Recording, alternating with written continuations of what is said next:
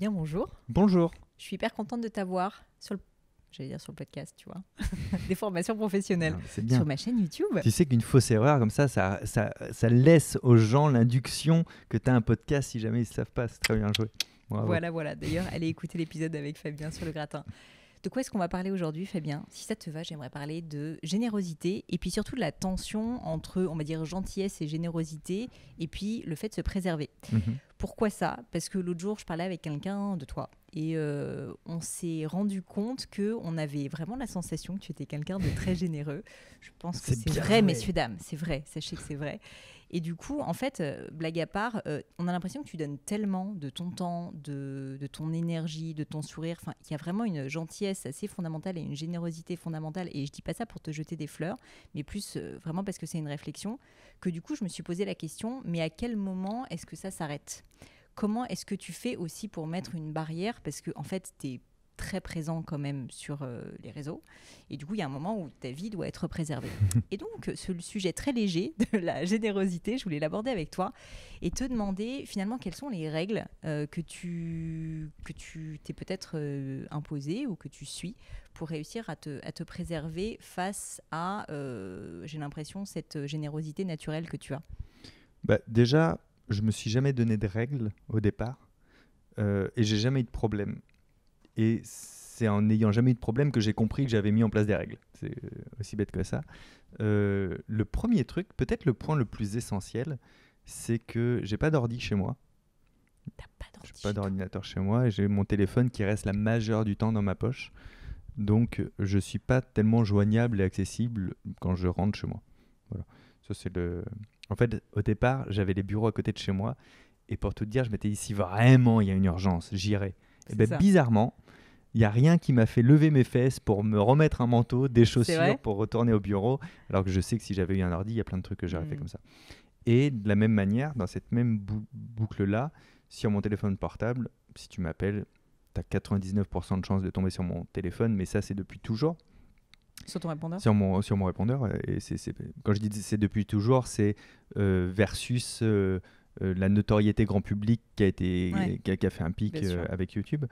Même avant, c'était comme ça. Et mon message répondeur dit « Ne laisse pas un message avec rappelle-moi parce que je ne te rappellerai pas. Ne laisse pas un message trop long. Dis-moi exactement l'objet de ton appel. Et si vraiment tu veux une réponse assez rapide dans les 24 heures, envoie-moi un mail en fait. » Donc tu crées des règles quand même pour les autres. Enfin, c'est ça. C'est-à-dire que on peut être gentil, du coup, mais ne pas non plus se faire envahir. Je crée un process comme ça. Des cadres, quoi. En fait, je crée un process de communication. C'est-à-dire que par exemple, il y a tous les réseaux sociaux. Il n'y a qu'un truc auquel je réponds, c'est les mails. J'ai pas WhatsApp. Je veux pas 1000 points d'accès dans ma vie, en fait. Je bois tes paroles parce que je te jure, moi, WhatsApp, je suis désolée, c'est une poubelle, en fait. Je connais même pas. Mais c'est pas possible. Non, mais c'est pas possible, en fait, d'avoir 1 million de points d'accès différents. Ouais. Donc, les DM, Instagram, j'y passe de temps en temps pour le loisir, quand j'ai envie de voir ce qui s'y passe. Facebook, pareil. Twitter, pareil. WhatsApp, je ne veux pas en entendre parler. Pour l'anecdote, McFly et Carlito, quand j'avais fait la vidéo avec eux, à l'époque où c'était très intéressant de faire une vidéo avec eux aussi pour le rayonnement, tu vois, David McFly m'avait dit « Ah, nous, on n'organise pas WhatsApp. Donc, si tu ne prends pas WhatsApp, on ne peut pas le faire. On ne le fera pas. » Je fais « Ok, on ne fera pas. » Parce qu'en fait, rien ne me tient vraiment. Parce que rien n'a vraiment d'importance au final, tu vois. Avant la proposition, ça n'existait pas, cette stratégie d'apparaître sur leur chaîne une fois. Donc, en fait, c'est juste on revient un coup en arrière. Tu ne cèdes pas à la tentation dans ce genre de cas? Non, parce que ça va trop me faire perdre de temps. En vrai, je vais pas être aligné du tout. Donc, j'ai plus de négatifs à recevoir que de positifs. Et on a fait la vidéo, évidemment qu'on l'a fait. C'est ça le fin mot de l'histoire, c'est qu'au final, ce genre de cas, quand tu mets ta barrière, les personnes en face s'adaptent. Oui. C'est assez dur de me mettre le pistolet sur la tempe avec ce genre de truc-là.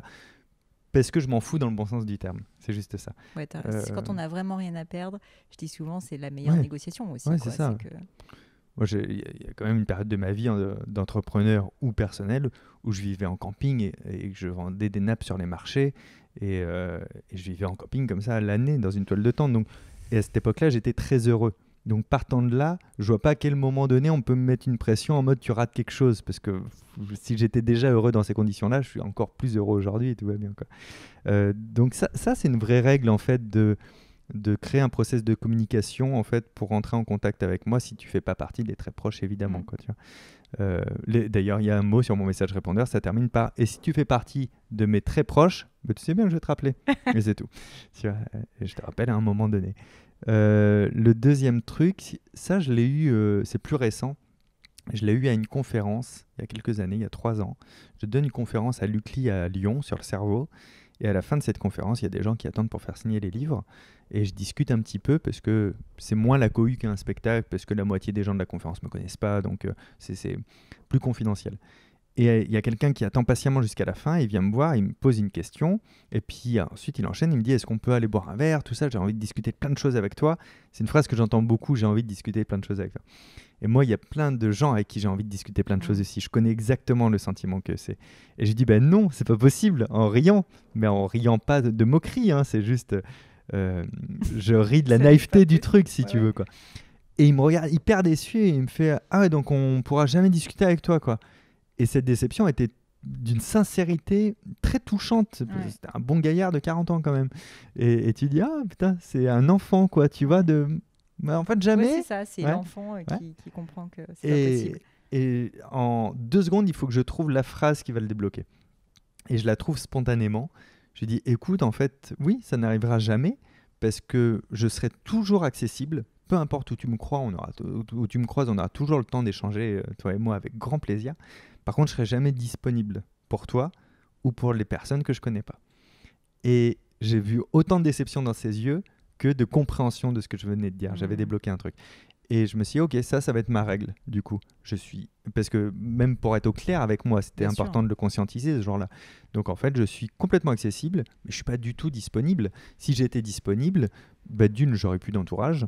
Et de deux, je ne produirais plus rien. Parce qu'en fait, tout ce qui fait que les gens veulent prendre du temps avec moi, c'est par rapport à ce que je crée. Et tout ce que je crée, je le crée parce que je ne prends pas ce temps-là avec tout le monde en permanence. Donc, c'est aussi un truc très important de se dire, ouais, c'est pas parce que je ne suis pas disponible que je suis une mauvaise personne. Et d'ailleurs, au niveau de la culpabilité, je ne sais pas si tu en as, mais je sais qu'il y a des personnes parfois qui vivent mal, tu vois, le fait de dire non. Le fait de réaliser, de conscientiser, comme tu dis, que finalement, ce temps-là, tu dis non parce qu'en fait, tu vas produire plus de contenu derrière et donc leur apporter en fait encore plus de valeur que cette heure passée ensemble. Parce que là, c'est peut-être des années en fait de travail que tu vas pouvoir mettre à leur disposition du coup. Ouais. Bah, en fait, fait que tu déculpabilises complètement parce que tu sais qu'en fait, tu le fais pour le bien. Oui. Bah, d'ailleurs, par exemple, je réponds à tous les mails puisque du coup, le canal de communication vers moi, c'est les mails. Ceux qui le respectent, je leur répondrai toujours. Et j'ai quitte à dire non. Et je dis non 90% du temps, hein, parce que les bonnes idées, je reçois beaucoup de mails de j'ai une bonne idée pour toi, tu vas aimer, il faut juste que tu fasses ça. Tu vois. Mais je comprends tout à fait le principe, etc. Donc j'ai des mails types que je retouche par contre vraiment pour la personne à qui je réponds, ça me donne juste ma structure, complètement inspiré d'ailleurs de Tim Ferriss sans le savoir parce qu'apparemment il fait un truc un peu similaire. En fait, je lis le mail de la personne, je lui réponds pas 2 lignes, je réponds un pavé. C'est un pavé. Et c'est un pavé que je retouche toutes les semaines. Et dans ce pavé, j'explique ce que je fais en ce moment. Et j'explique quels sont mes projets à long terme. Et je dis que je refuse parce que je veux mener à bien ces choses-là. Et que malheureusement, du coup, moi, j'aurais pas d'autre temps pour lui. Mais c'est pas une réponse à l'arrache. C'est une vraie conversation qui n'appelle pas à me répondre derrière. Pour les demandes caritatives, j'en ai beaucoup depuis des années. Bah, c'est pareil, je leur réponds un pavé que je retouche. Alors là, c'est plus tous les ans, tu vois, où j'explique tout ce que je fais pour toutes les autres associations et que du coup, je peux pas en fait diviser mes efforts sur toutes les bonnes actions qui existent et que je soutiendrai moralement, en tout cas pour toujours, quoi. Donc il y a ça aussi en fait qui fait que je me sens pas coupable parce que je respecte ce canal que j'impose à tout le monde qu'est le mail et je réponds vraiment à tout le monde, alors moi ou après mes équipes aussi si les personnes parce qu'il y a ça aussi, il y a beaucoup de personnes qui pensent que c'est mieux de m'atteindre moi alors que s'ils savaient à quel point c'est plus malin d'atteindre la bonne personne qui... Bah oui, c'est ça. C'est si tu veux parler, si tu as une question sur le spectacle, vaut mieux contacter la diffusion directement ou Fanny qui va te renvoyer vers la diffusion, mais là déjà, tu as déjà perdu du temps, tu vois. Si c'est le magazine, vaut mieux passer par le site de Curious que par moi.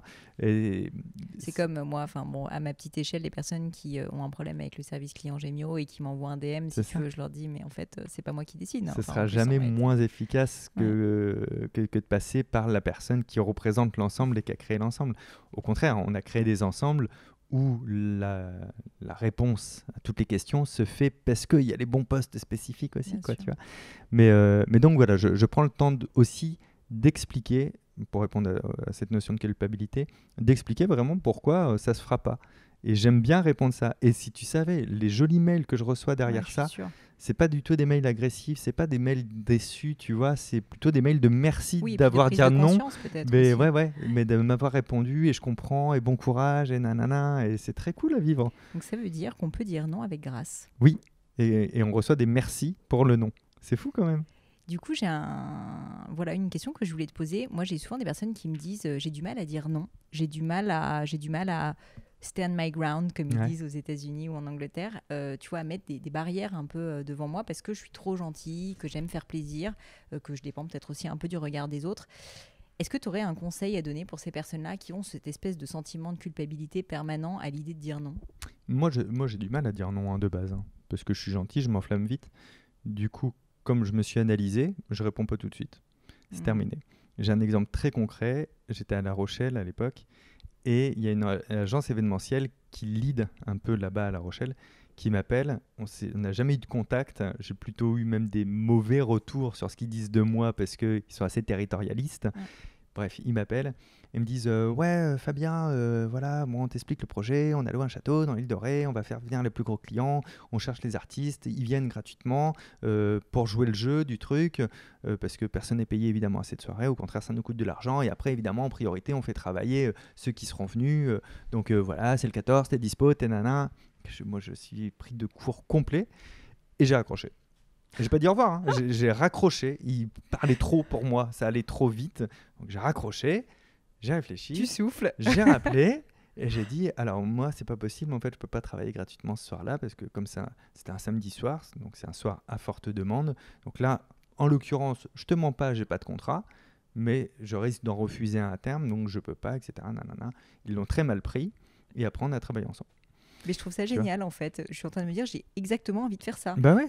Pas forcément raccrocher au nez des gens, mais en fait ne pas répondre tout de suite, tu vois. J'ai raccroché au nez parce que vraiment c'était une conversation où on ne me laissait pas en placer. Ouais, c'est ça. Et je savais que le seul trou d'air qu'il y aurait, c'était pour que je dise oui, c'est construit pour. Ouais. Donc en fait, ça a été mis dans la panique, mis dans le tu me parles trop, je raccroche. Voilà. Déjà, on va couper ce flux-là et tu vas me laisser réfléchir 2 secondes à ce que j'ai envie de penser de cette conversation. Quoi, tu vois. Mais dans plein de situations comme ça où je donne ma réponse plus tard, j'ai même un exemple très récent. Alors là, je vais pas les citer, ces partenaires-là, parce qu'ils sont connus, mais je reçois une proposition pour un projet d'une société que je connais très bien, que je trouve très qualitatif de ce que j'en connais, et je me dis super, faisons ça. Du coup, on discute, on fait un visio, etc. Ça se passe extrêmement bien, et toutes les conditions, etc. Moi, je les balaye, en fait, je parle juste du principe de ce qu'on pourrait faire ensemble, et on est d'accord là-dessus.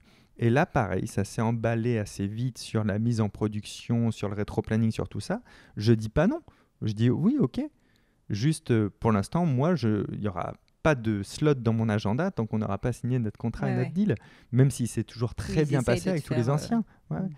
Et donc, au final, le deal s'est pas fait parce que quand j'ai reçu le contrat, je l'ai envoyé à mon avocate qui, déjà, ils étaient étonnés et en fait, c'est juste pas étonnant. Quoi. Tu sais, ils te mettent la pression en mode c'est pas ce qu'on fait habituellement. Désolé, mais c'est comme ça qu'on est censé faire. Donc j'envoie à mon avocate, elle me dit là, ça va pas. Donc, on contacte eux, ils mettent leur avocat en branle, ils le prennent très mal parce que du coup, ils vont perdre de l'argent selon leur dire. Ils disent on va pas perdre de l'argent, chez moi, j'en perds pas justement. Et je leur dis, la phrase exacte, c'est j'ai dit si je me plonge corps et âme dans mes projets, c'est justement parce qu'on a réglé ces soucis-là qui, on est bien d'accord, nous intéressent pas vous et moi. Donc on va les laisser travailler. On n'a pas trouvé de terrain d'entente et du coup, on ne l'a pas fait. Et pourtant, moi, j'ai dit oui tout le temps. J'ai dit oui tout le temps, sauf à la toute fin où j'ai dit non à ça, tu vois.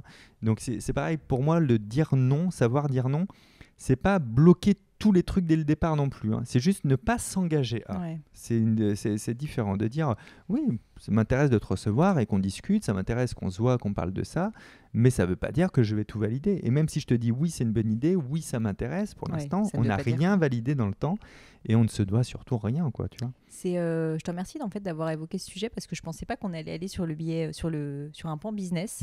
Mais je pense que c'est très important de le dire. En plus, moi, tu sais que ma chaîne est assez business. Parce qu'effectivement, quand on est trop gentil aussi, on peut parfois se laisser embarquer en fait, par un processus. Et en fait, par la pression externe de quelqu'un qui vous dit en fait, on a été trop loin. On a peur de ce fameux sunk cost du temps passé. Et en fait, on finit par dire oui à quelque chose qui est complètement en désalignement avec soi. Oui, c'est ça, oui. C'est comme au poker. Faut pas voir ce qu'on a perdu, mais ce qu'on pourrait perdre. C'est plus ça. Mais...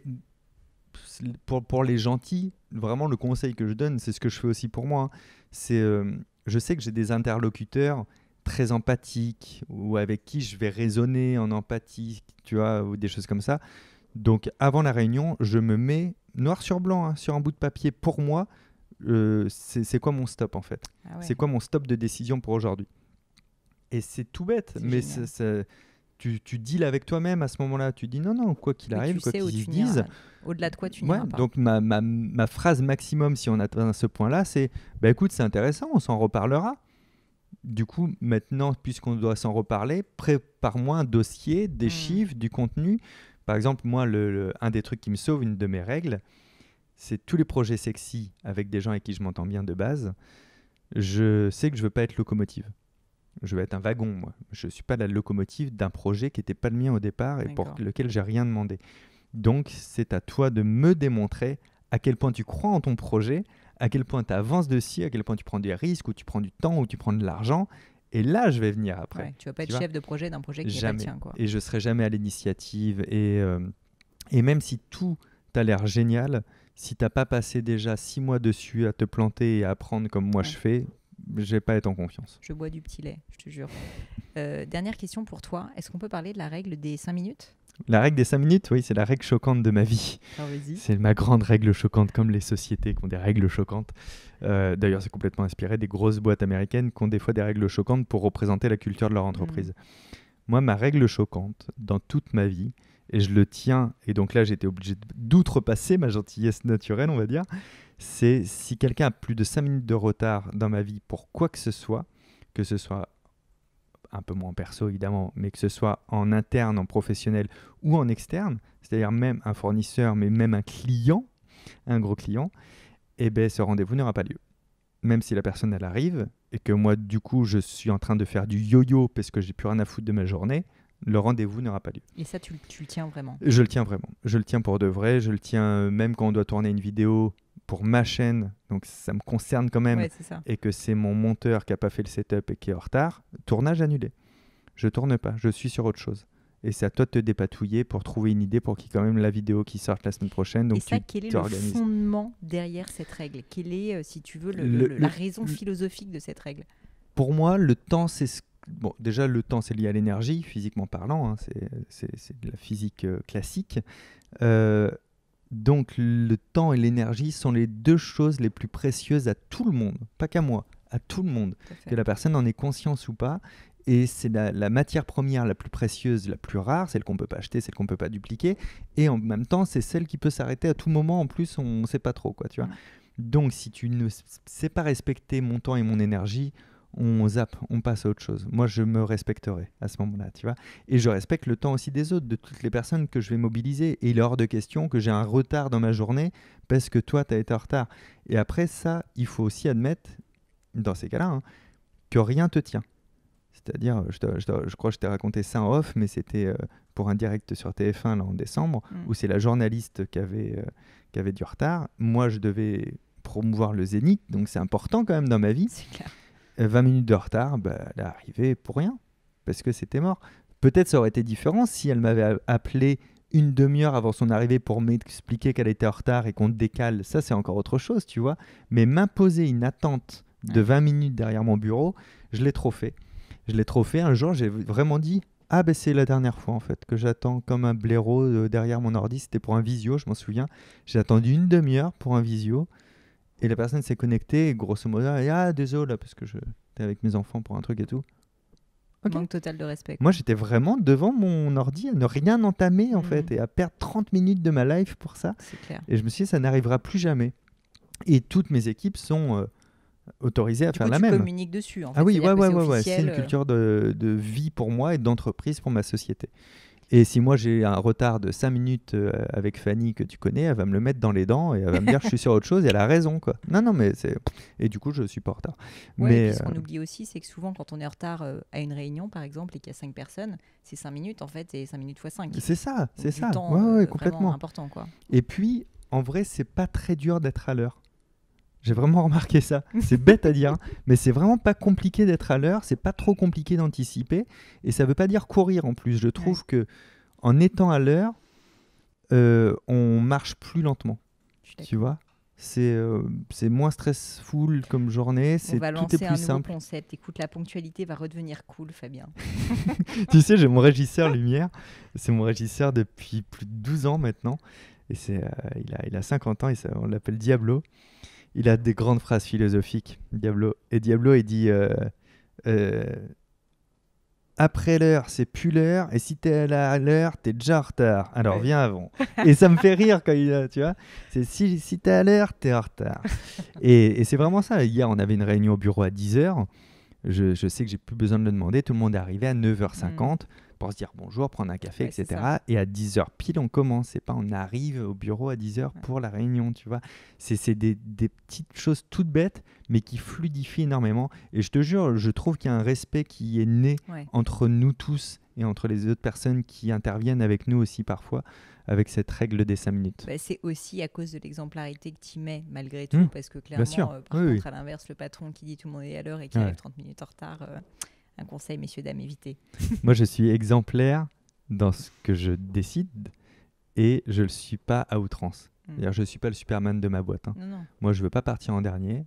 Je pars pas avant non plus, je pars avec tout le monde. J'ai autant de congés que tout le monde. J'ai autant de loisirs que tout le monde, tu vois. Je veux pas être le super-héros de la boîte. J'ai pas ce syndrome-là aussi, tu sais, de c'est moi qui dois avoir le plus grosse charge et qui dois y aller, tu vois. Moi, je dois être tranquille aussi. Mais, et en fait, en vrai, je suis au même statut que tout le reste de l'équipe. Mais par contre, avec une règle simple qui est celle juste du temps, je trouve que ma boîte n'a besoin d'aucune autre règle. D'ailleurs, ils font leurs horaires comme ils veulent, ils travaillent comme ils veulent dans la semaine, et s'ils font moins de 35 heures, ils font moins de 35 heures, ils vivent leur life. Mais parce que cette règle, elle fonctionne en fait, quoi. Merci Fabien pour tous ces conseils passés ensemble et ce moment passé ensemble. Merci.